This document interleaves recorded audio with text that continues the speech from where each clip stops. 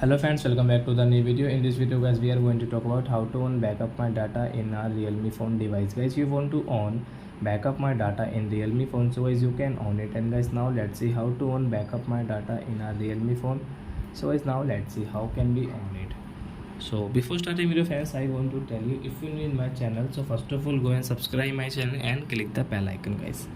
So guys, now let's start video. First of all, open your phone setting to on backup my data, then guys scroll it, and guys you can see your additional setting in your Realme phone. So guys tap here and guys scroll backup and reset, tap here, click on backup my data, then guys you can see your backup my data. So guys you can on your backup my data, backup account you can take from here guys.